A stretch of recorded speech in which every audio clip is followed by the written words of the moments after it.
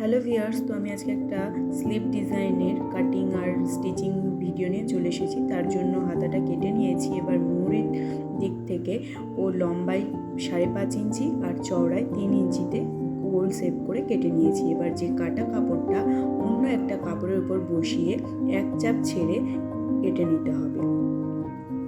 এক চাপ ছেড়েছি, সেলাই করতে হবে, তার জন্য এক চাপ ছেড়েছি। যে কাটা কাপড়টা ছিল সেটার মাপে। এইবার যে হাতার কাপড়টার মিডিল পয়েন্টটা মার্ক করে নেব, আর যে এক্সট্রা কাপড়টা কেটেছি অন্য কাপড়, সেটারও মিডিল পয়েন্ট মার্ক করে নেব। এবার মিডিল পয়েন্ট থেকে মিডিল পয়েন্ট মেলাতে মেলাতে সেলাই করতে হবে।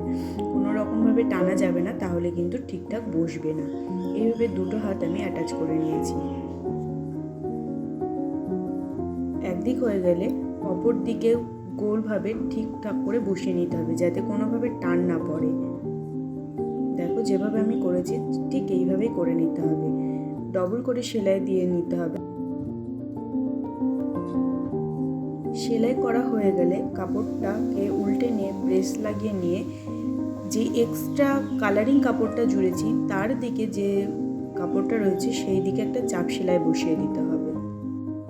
এরপর মুহুরি মোড়াবার জন্য 1 ইঞ্চি চওড়া করে কাপড় কেটে নেওয়ার পর হাতার কাপড়ের সোজা দিক আর পট্টি কাপড়ের সোজা দিক এক চাপে সেলাই করে নিয়ে সেটাকে উল্টে নিয়ে চাপ সেলাই দিয়ে 1/2 ইঞ্চি চওড়া রেখে মুড়ে দিয়ে হেম সেলাই দিয়ে দিলেই রেডি। তো এই ব্লাউজটার ব্যাক ডিজাইন নিয়ে আমি পরের ভিডিওতে আসছি। তো চলো, টাটা। ভালো লাগলে অবশ্যই লাইক করো।